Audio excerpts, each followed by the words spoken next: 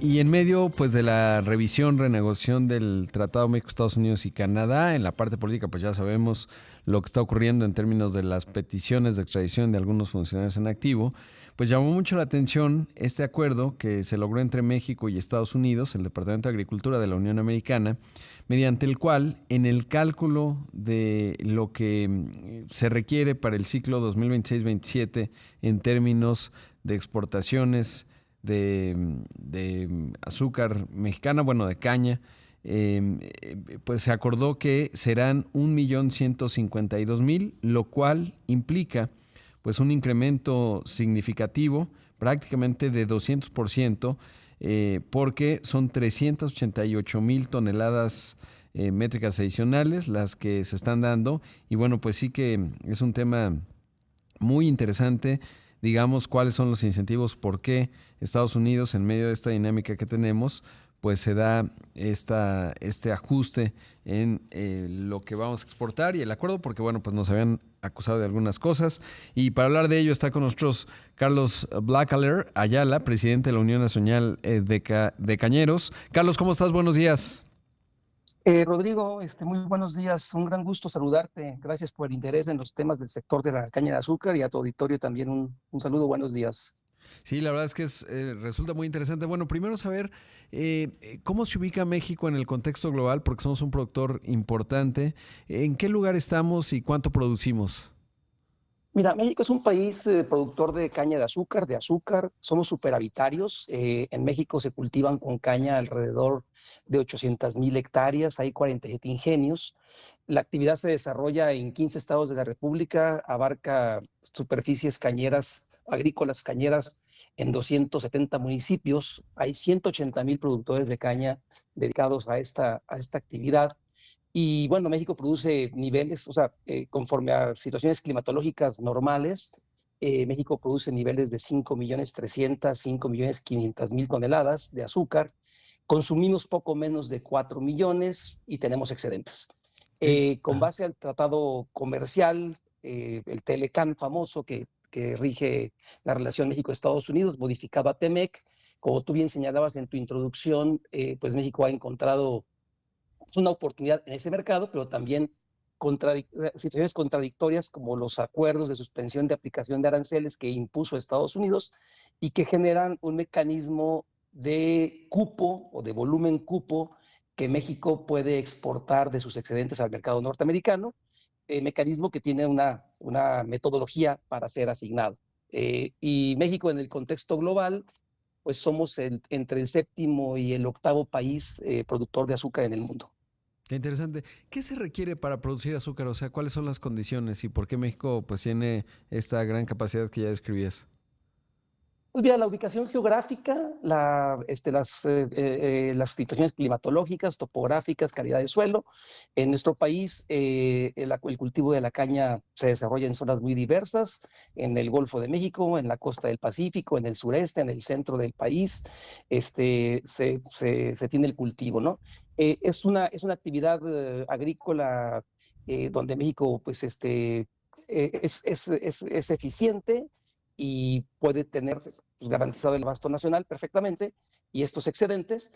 Y bueno, hay una situación particular, el mercado mundial del azúcar, a diferente de otras ramas de producción, de otras actividades, pues es un mercado de excedentes, es un mercado de dumping y no es rentable vender en el mercado mundial, pero al final de cuentas los excedentes de los países productores pues deben derivarse a este mercado mundial porque no se pueden mantener los inventarios, ¿no? Entonces lo que buscan los países, como el caso de México, es atender su mercado nacional y aprovechar, en el caso de México, el tratado comercial o lo que queda de él, de alguna forma, para poder colocar la mayor parte del excedente mexicano en el mercado norteamericano, que tiene un precio relativamente rentable, o sea, o mucho Ujú. mayormente rentable que si lo vemos al mercado mundial. Y efectivamente, situaciones climatológicas afectaron a México en últimos años. Estados Unidos le fue reduciendo en la fórmula, que es un poco técnica, pero en la Ujú. fórmula de cálculo del excedente que México le puede exportar del cupo, le fue reduciendo este volumen. El ciclo azucarero 25-26 en el que estamos actualmente, pues nos llevaron a los mínimos. 188,000 toneladas, o sea, un país que produce 5,5 millones, que tiene 1,5 millones de toneladas superavitarias, 188,000 toneladas a tu mejor socio comercial, pues es como un volumen ínfimo, ¿no? Como dijo la presidenta, habían caído las exportaciones de México hacia Estados Unidos más de 80%. Entonces, yo entiendo que hay una serie de entendimientos, de diálogos, de búsquedas de mejor alineamiento de las situaciones comerciales entre México y Estados Unidos.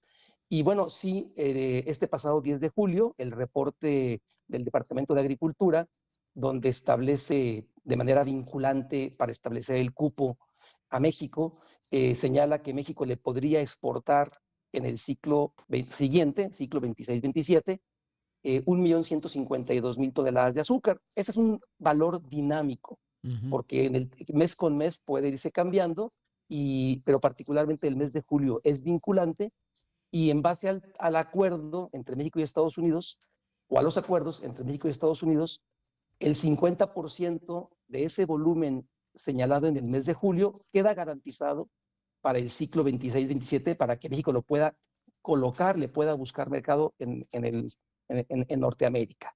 Ya vendrán los siguientes meses vinculantes, que son septiembre, diciembre y marzo, donde podríamos observar, y creemos que hay amplias posibilidades de que este cupo vaya en ascenso y sea un poco más.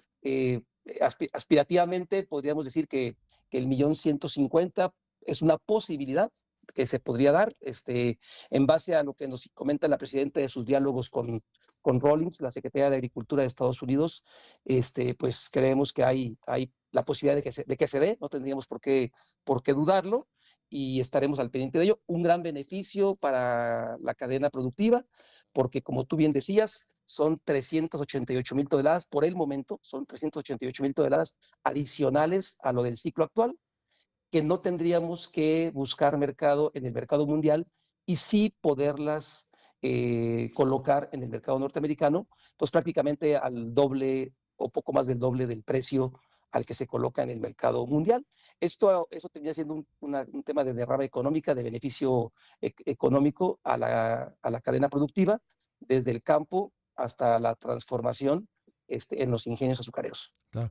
Ahora, ¿cuál será? Me llama mucho la atención la noticia, sobre todo porque ya describió un poco pues dónde está ahora la relación comercial con los Estados Unidos en términos del TEMEC, obviamente la parte política, y sobre todo porque a mediados del año pasado Trump puso aranceles, más cuotas, etcétera, para proteger al sector azucarero de allá, y entonces esto me hace pensar pues dónde están los incentivos para ellos o cómo se da, y preguntarte, Carlos, ¿qué sabes? No sé si es un tema de inflación y que Trump pues ya del lado de la inflación y a lo mejor tuvieron malas cosechas. ¿Cómo entender cuál es el incentivo de Estados Unidos para este cambio? Bueno, es una explicación técnica y puede ser algo extensa, pero trataré de ajustarme, pero luego los tiempos en las entrevistas son Sí, muy si no cortos. te interrumpo y nos vamos al corte y regresamos. Ahorita todavía tenemos un minuto y si quieres volvemos todavía y Okay, platicamos bueno, un poco más.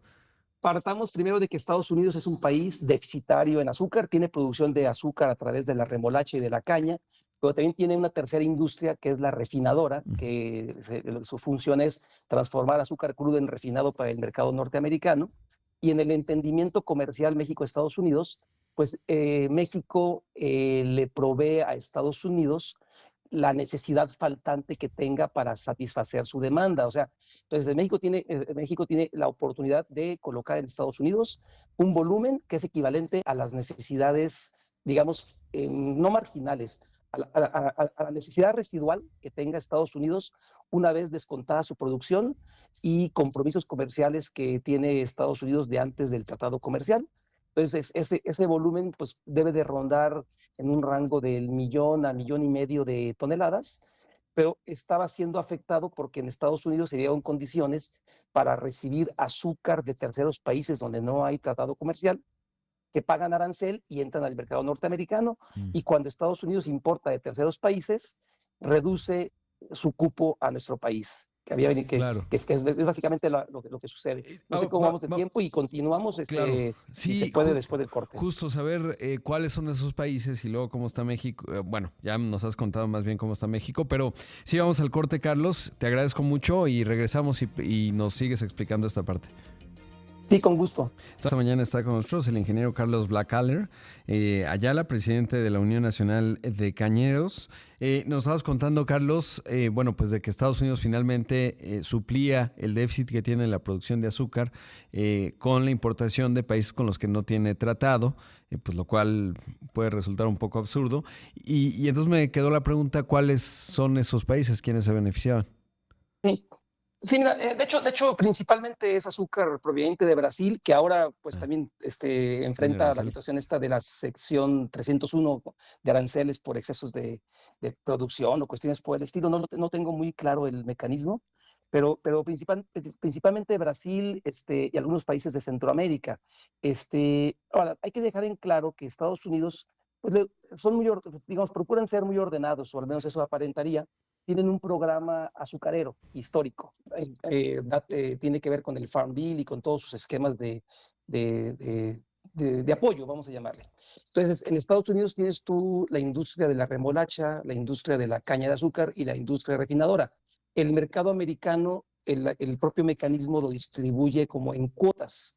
Entonces, Estados Unidos consume una cantidad que es mayor que su producción de estas tres industrias, complementa con importaciones que datan de la época del GATT, de la OMC, que ya es un acuerdo que tiene histórico, donde adquieren entre 1.200.000 y 2 millones de toneladas, y luego queda un residual conforme a su consumo actual, que como comentábamos puede rondar de 1 millón a 1,5 millones, o depende de climatología, pudiera ser más, que ese es donde entraría México. Ujú. Entonces, cuando Estados Unidos importó, bueno, no es Estados Unidos, las industrias importaban azúcar para su uso, pagando arancel de otros países, en automático Estados Unidos genera este balance, que es el reporte que vimos el 10 de julio, el WASDE Report, Ujú. este, que señala los orígenes de cada azúcar que van a entrar al mercado, y ellos lo que quieren es mantener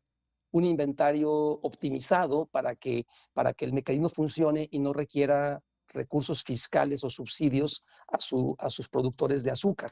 Entonces, yo quiero pensar que Estados Unidos puede controlar todo, pero lo que no puede controlar serían las importaciones pagando arancel, y eso le podría descuadrar su esquema que ha funcionado por años, por décadas, de una manera muy eficiente para ellos, ¿no? Entonces, creo yo que lo que hoy sucede, lo que hoy estamos viendo, y valga decirlo, no es que sea una noticia nueva, sino que es regresar, o sea, lo que estamos observando y deseando que suceda y creemos que puede suceder, es que estemos regresando a una normalidad que ya teníamos hace 4 años en esta relación regional en materia de edulcorantes, porque el otro componente de esto es la fructosa del maíz Ujú. que se importa a México y que ha desplazado al azúcar nacional por alrededor de 1,5 millones de toneladas entre la importación y 500,000 toneladas de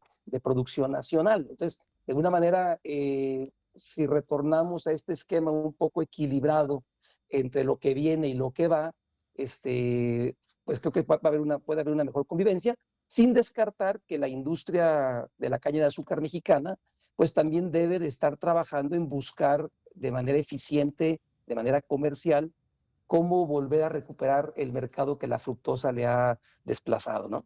Claro.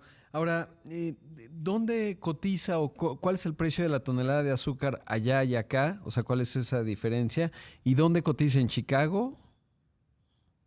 Las cotizaciones efectivamente son en bolsa. El azúcar, el mercado mundial es el que conocemos como el contrato 11, que cotiza en el mercado en el ICE, es el Chicago, creo, y el contrato 16.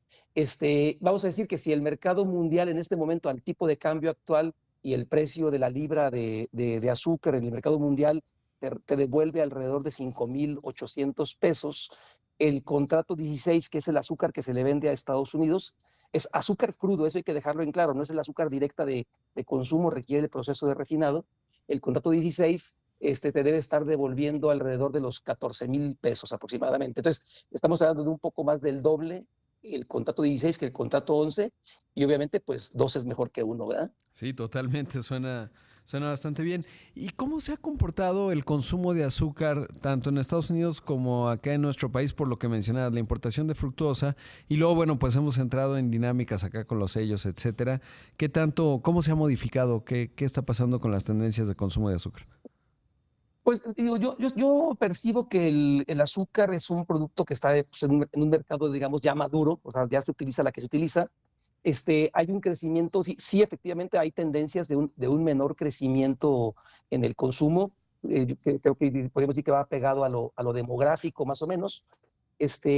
Y bueno, sí, el desplazamiento la fructosa, pues podríamos sospechar que tiene características de dumping su comercialización en nuestro país, ¿no?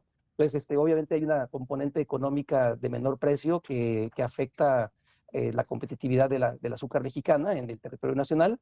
Este, pero el consumo nacional se ha mantenido en los últimos años en los rangos de 3,850,000 a 4 millones de toneladas. No descartamos que también con sus connotaciones propias en materia de salud, los edulcorantes artificiales pues también han tomado parte en estos mecanismos de elaboración de formulación, perdón, de alimentos. Algunas industrias buscando reducir los sellos combinan esos edulcorantes que pues también tienen lo suyo en materia de afectaciones a la salud gastrointestinal, ¿no? Entonces, creo yo que pues esto se va en una serie de equilibrios, pero pues bueno, al final de cuentas son mercados donde conforme se consuman alimentos conteniendo edulcorantes, se va a dar en mayor o menor medida ¿cómo se llama? Su utilización, pero sí, la tendencia de consumo global, no solamente en México y Estados Unidos, la dinámica de crecimiento se ha ido aplanando, pero sigue siendo creciente. Claro. ¿Y cómo estamos en productividad? O sea, ¿cuántas toneladas se producen por hectárea y cómo nos comparamos, por ejemplo, con Estados Unidos o Brasil? Mira, es un poco complicado comparar, pero en México tenemos rendimientos promedios de 70 toneladas por hectárea, producciones de azúcar que pueden promediar 7 toneladas de azúcar por hectárea cultivada. Yo pienso que con Estados Unidos, caña a caña, más o menos convivimos en el vecindario de rendimientos. El factor Ujú. climático afecta bastante. Igualmente con otras regiones, pero yo te podría decir que en México tenemos aquí en el centro del país, en el estado de Morelos y en Puebla y algunas regiones de Jalisco, rendimientos que podríamos presumirlos en el top o dentro de los top mundial, por así decirlo, ¿no? Pero también, como comentábamos, hay zonas del país de condiciones climáticas adversas, perdón, Sí, donde la no, caña es el cultivo, donde la caña es el cultivo que por sus condiciones se puede desarrollar. Y obviamente, pues si vemos sus rendimientos, podemos decir, ay, son de bajo rendimiento.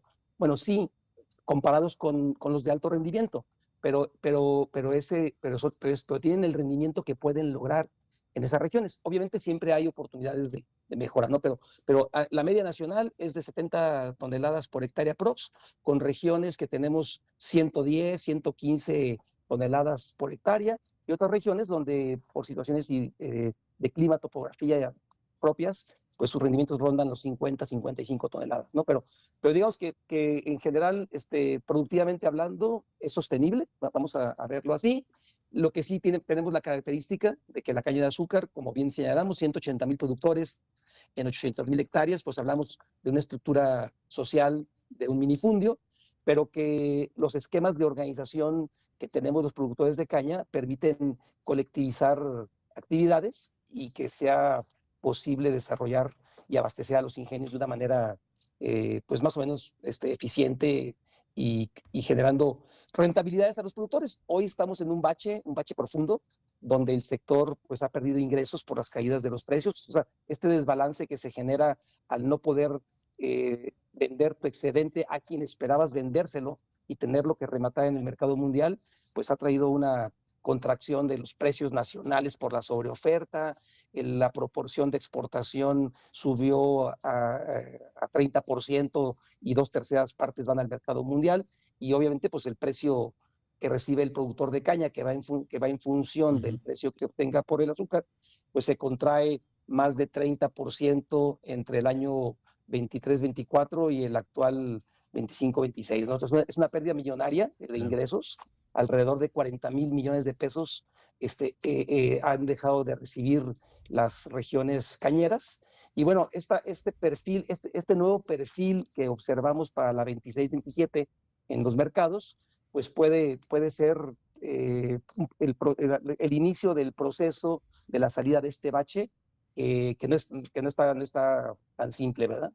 Claro, pues la verdad es que muy completo el panorama que nos das. Ya entiendo un poco más del azúcar y sobre todo cómo funciona el mecanismo y ahí mi curiosidad de qué habrá pasado en Estados Unidos, pero ya veo que es un mecanismo altamente técnico y qué bueno por el sector cañero mexicano, por lo que ya nos decías, ¿no? Es un número grande de personas y bueno, pues siempre muy emblemático para México. Carlos, te agradezco mucho. Pues igualmente, Rodrigo, un gran gusto y pues a tomaros el cafecito de la mañana. Exacto, y los que les guste, pues pónganle azúcar y así apoyan al sector cañero mexicano. Te mando un abrazo. Muy amable. Hasta luego. Muchas gracias. Ahí escuchamos al ingeniero Carlos Blacaler Ayala, presidente de la Unión Nacional de Cañeros.